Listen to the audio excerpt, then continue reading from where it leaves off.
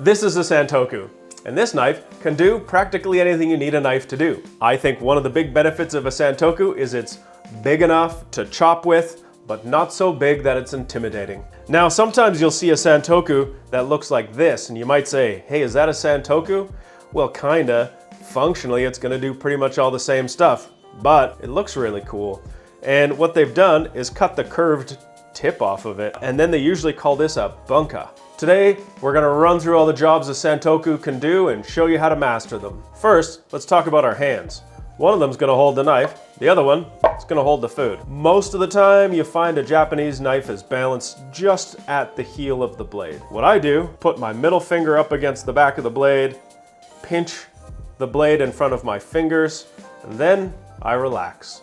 When I've got this blade positioned between my thumb and forefinger, I can hold it without a death grip, and I can still rock the knife around and I don't feel like it's gonna run away from me. Holding back here, I feel like I wanna have more of a grip on the knife. I don't wanna do that. I wanna cut lots of stuff because I've got lots of fun stuff to make today. I'm gonna pinch the blade up here and hold it nicely. Now, the real concern is this hand. This is the one that can run into the sharp spot of the knife. But I do have a technique here. I hold my thumb and my pinky kind of come together, and then my middle finger kind of drops on top. What I'm doing is I'm tucking the majority of my fingers in behind my middle finger. I use my middle finger to guide the edge of the knife so that I can line things up and cut things nice and evenly. Now that I'm holding my knife properly and I've got my other hand positioned carefully on the food, we can cut stuff. Now, something I recognize is this might not be your first knife skills video. There are others out there, and they may have told you to keep the tip down on that cutting board and never let it go. And they might have told you gotta pick that heel of the knife up and then shove it down through the food. But when you get to something a little bigger, you run the risk of getting that knife up above your hand. And as soon as that happens, you're in cutting territory. So what I like to do is I pick the whole blade up. I do angle the tip down to the cutting board with the heel up a little higher, but I'm gonna keep my hand and the knife together. I'm not gonna let that edge come above my hand. And when I cut, I aim the tip to the cutting board, and I don't push, then slide. I slide, then push. Why? Because when I slide, it's gonna let the knife make the incision in the food. Once the knife is inside, then you can apply just a little bit of force. Now, how much force? Well, it depends on what you're cutting and how big it is, how dense it is, but often not a lot. Kind of just the weight of your hand is usually enough. Once you get into this sliding motion, you'll find you're not using a lot of effort. You'll find that this pinch grip really pays off. You'll also find that you'll cut smoothly and through the food completely. You're not gonna end up with that partially attached bit of food at the bottom. And that technique's bad because it leads you into the twist and scrape, where you're gonna detach the food by manually separating it. Well, that's not how the knife was designed. If you let the knife slide through the food, it'll cut all the way. You'll use the whole blade. Your knife will stay sharp longer because you're using more of it, and you're not gonna dull it because you're not gonna be scraping your knife or twisting it on the hard cutting surface. Great way to cut it is just simply on a bias. Now, if you wanted to take a couple slices like this on a bias, you could also then turn that into something like a julienne, and I think, in fact, this is a really easy way to cut a julienne. Is instead of trying to cut long sheets of the carrot, you can just cut it on this bias or this diagonal, and then you can go back over it to end up with thin little strips. Of course, these thin little strips, you can then line them back up and turn your thin little baton into small little dice. You see what's happening here is actually I'm entering into some dangerous territory. The knife is traveling across the cutting board and I'm not really moving anything, but what I've started to do is roll the knife in. That's so it can keep cutting, but what's happening is I'm aiming the knife towards my hand. So what I should do at this point is take a step over, stand the knife up straight. That way, I'm not gonna be at risk of cutting myself. Little bits of food stick on the side of the knife. You can just sort of wipe them off. Try not to use too much force, and again, try not to have your hand traveling towards the edge of the knife. Hey, we're back. The humble onion. Sometimes you'll find once it gets a little bigger than an onion size that moving up to a gyuto, something that's sort of the 210 millimeter or 8-inch length would work a little better, but you know, you can cut onions all day with your Santoku. Let's start by cutting the root off. I'm not gonna cut it entirely off though. I'm gonna leave that root inside because I'm gonna pretend I'm gonna dice this onion. And if I leave that root, it's gonna hold this all together. Because you see, onions have many layers. We're gonna use those layers to our advantage to get a really nicely diced onion. Now, if I'm gonna dice an onion, I'm gonna leave the root intact at the end. I'm gonna put it off to the left-hand side because I'm right-handed, and I'm gonna keep it there because I want everything to stay together in a nice group. I'm gonna make a bunch of vertical slices. What I like to do is start by making vertical cuts, and I'm gonna do a small dice across the onion. So I've got my vertical cuts, but you see if I were to cut across, I'd have nice square bits here, but rectangular bits on the side. So instead of doing the thing where I try to cut all the way through, that's excessive, I just cut a couple bits on the sides, so I don't end up with big rectangular bits. But you see, it's all still hanging together. It hasn't fallen apart, and that's because I've not cut all the way through at the end and I still have the root attached. So simply, I just go back over the onion and it's gonna turn into a nice dice.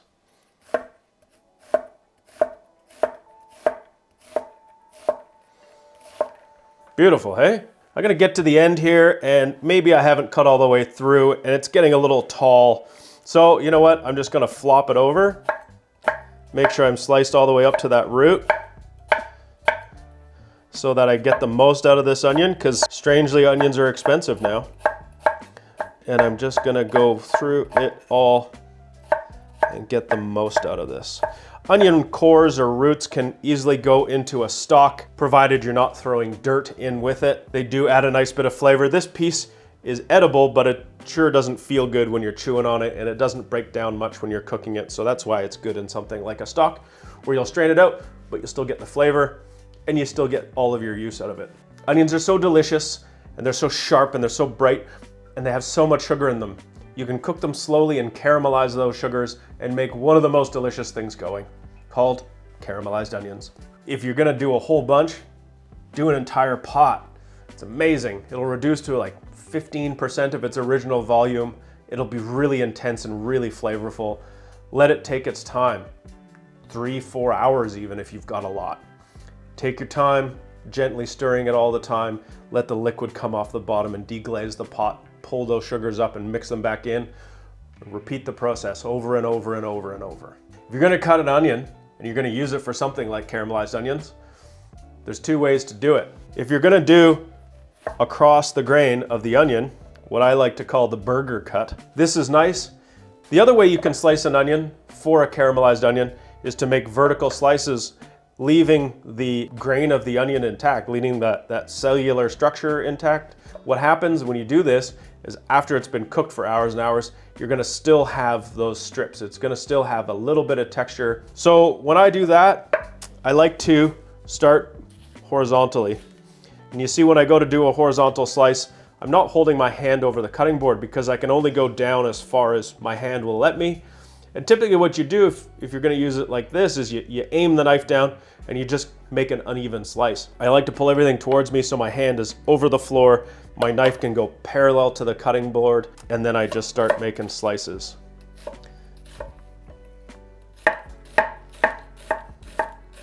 Now you see this Santoku is good. This size of an onion, I start to get my hand in there. You might want to move your hand back, but it definitely works and is such a great little knife. This Ryusen is like a Santoku. It's got that Bunka shape because of this angular tip. And I'm very excited to use this knife here, cutting up some mushrooms, because I think this knife is gonna be perfect for this job. Mushrooms can be cut in pretty much any shape or size you want. You can even carve them into things if you feel like it. It's a nice soft texture. So you can simply cut them in quarters, or you can cut them in little slices. If I'm gonna cut a mushroom in little slices, I simply hold the knife in that balance point, I stick my hand on top, and then I can just, with a bit of a tug kind of a motion, pull the knife down and back at the same time. I'm not just pushing down, but I'm swinging the knife.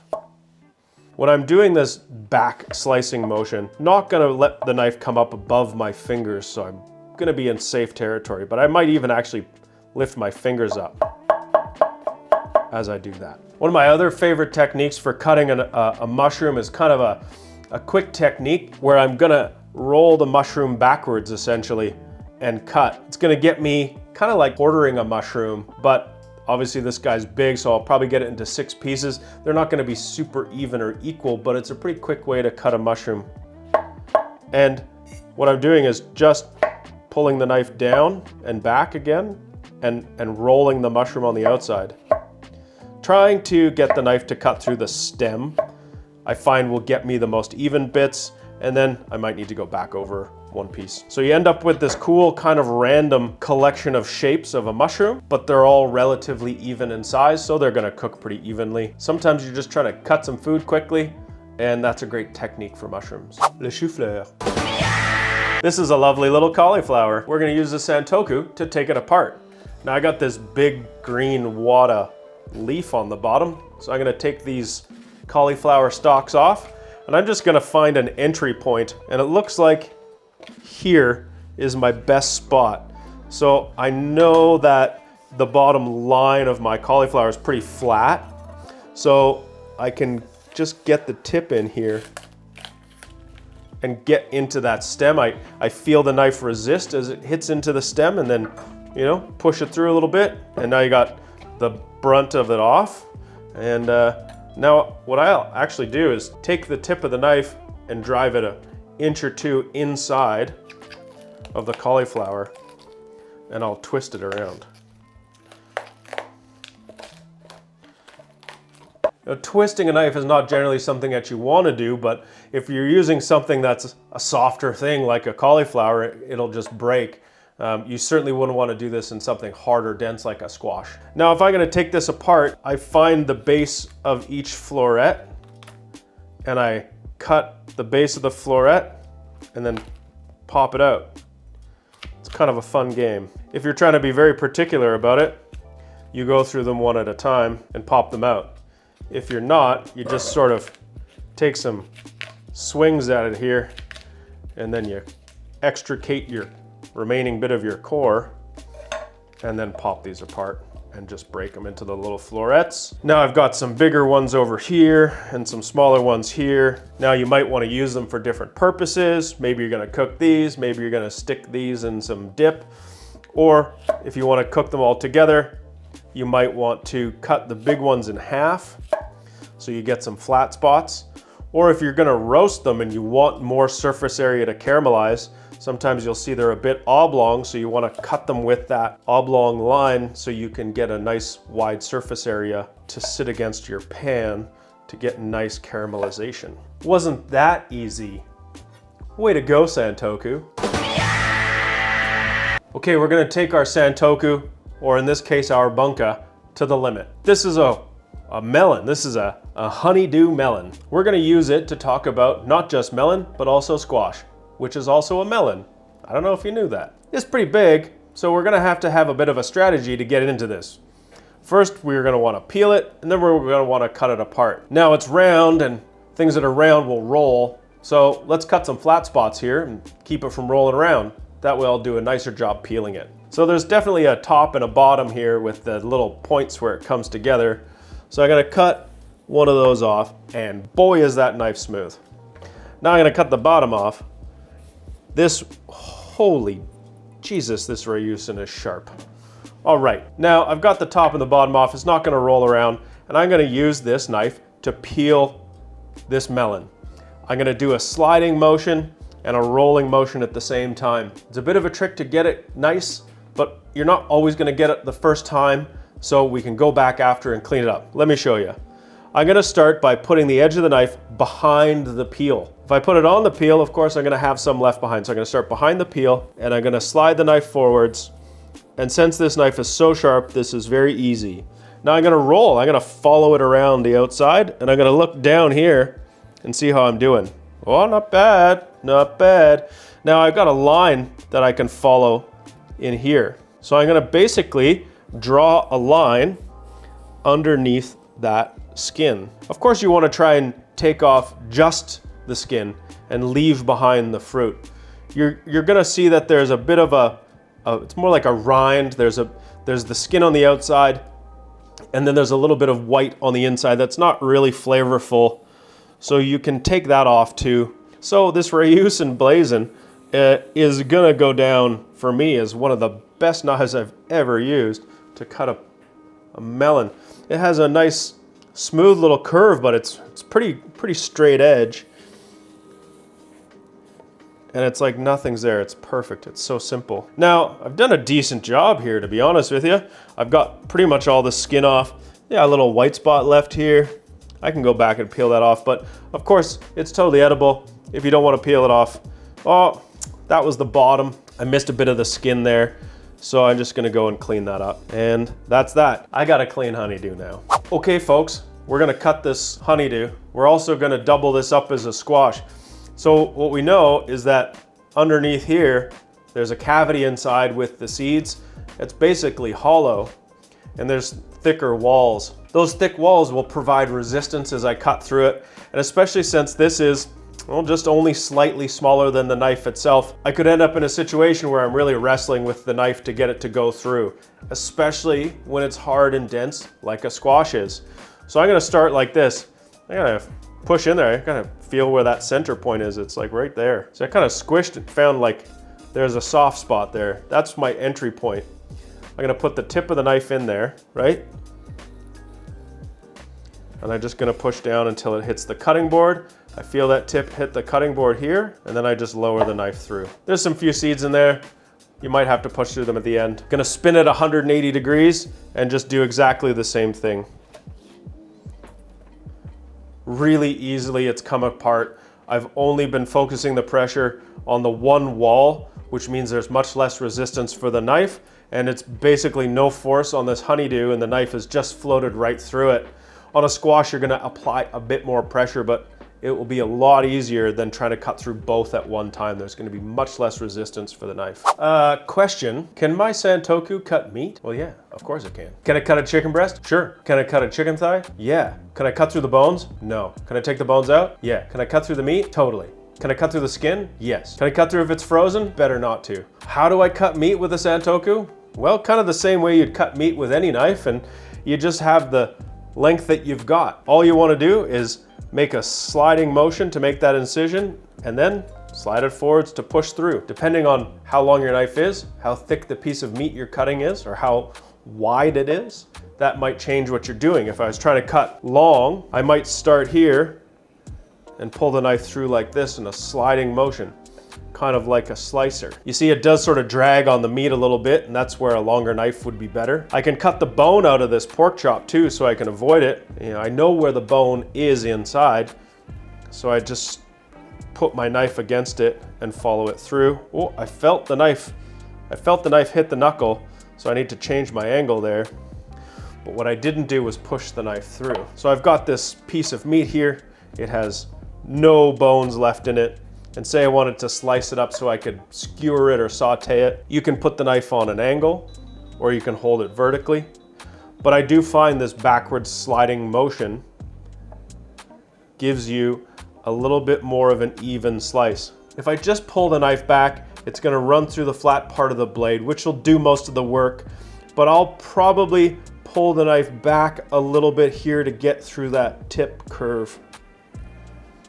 And you see, I just slide it back, and I'm getting really nice thin slices here. You can also cut it into thicker pieces and then go over it and cut it into cubes if you wanted to make more like a stew type of meat. There you go. You can certainly cut meat with your Santoku. That is one of its virtues. What's your Santoku gonna do for you? Pretty much everything. What's it not gonna do for you? Well, it's not gonna excel cutting really big things where a big knife would do a better job.